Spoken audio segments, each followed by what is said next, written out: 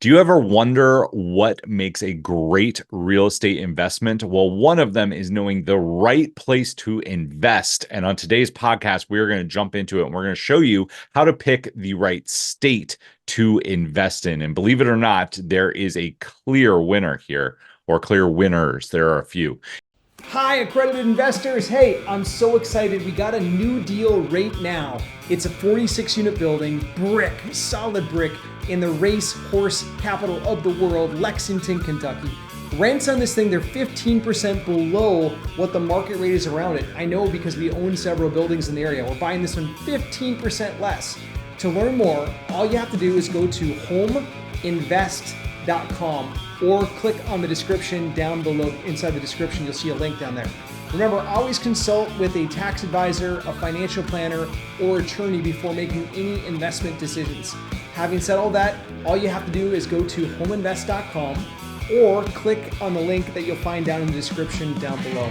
Thanks, God bless. Enjoy the show. If you're new to the podcast, my name is Steve Warner. I'm the Chief Revenue Officer, and I am joined by the founder and CEO of Home Invest. We are an Inc. 500 company that is centered on helping you become great stewards of what God has given you. All right, Nate, let's jump into it. One of the key things with real estate investing is getting a place in a state that performs well. California, New York, probably shouldn't invest there. But today we are specifically going to talk about one state and a law that they made that makes it hugely advantageous to invest there. What are we talking about?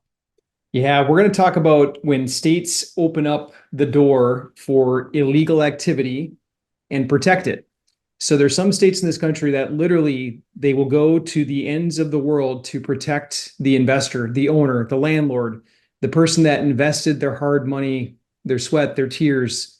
And there's other states that they'll literally give it away to either the tenants or in some cases illegal tenants.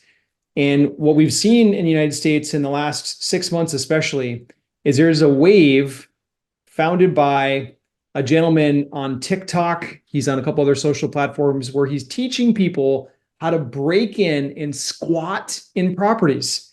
He's literally flashing out in one of his videos. He's flashing out like $400 or $500 cash saying, look, I illegally came into this country and now they send me a check every week and I get this cash while everybody else goes to work every day. This is what we need to do. This is how you do it.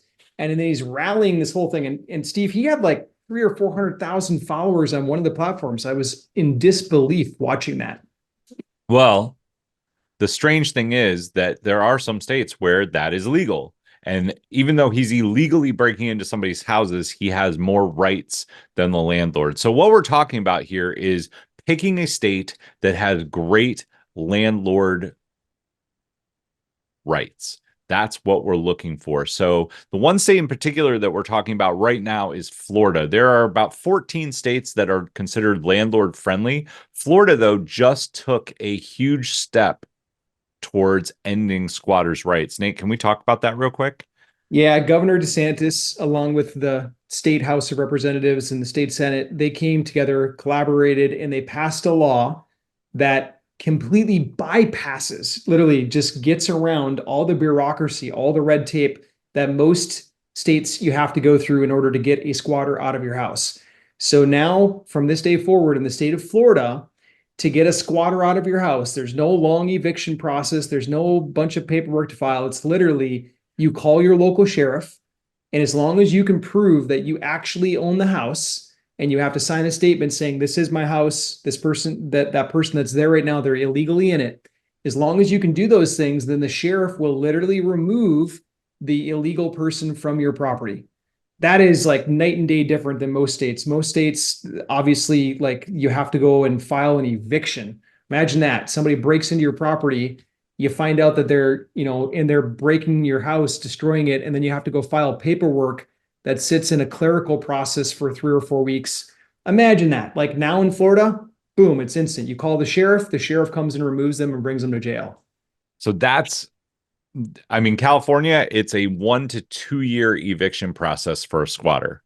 Completely different than Florida. This is one of the things that you want to look for. So there are two other things that we really like to see in quote, landlord friendly states. We like that when you're picking an area. The other thing is slow and steady job growth. So you want to see 2.5% job growth. If you get outside of that, you see what we saw here in Austin, which is a huge hockey stick up and then a huge hockey stick down. The third thing that we want to see is rent to income. Nate, what should rent to income be, and why is that important? Yeah, so it's basically the simplified term. When I explain it to my 10-year-old son, Bianco, I always say, hey, if somebody makes $3,000 per month in that's their income, they cannot possibly pay $3,000 per month in rent because they have car payments, they have medical bills, they have groceries. So the real amount to stay below is about a third. If someone makes 3,000 in income, then they should not be spending more than 1,000 on rents. And so what I've taught my 10-year-old is that we always measure that. We're never going to approve an application, even if somebody really wants the place. If they're making 3,000 per month and the monthly rent is 1,500, which would be over the threshold that they could afford following that 1/3 rule, we would just decline because we wouldn't be setting them up for success. People cannot spend more than about a third of their income on rent.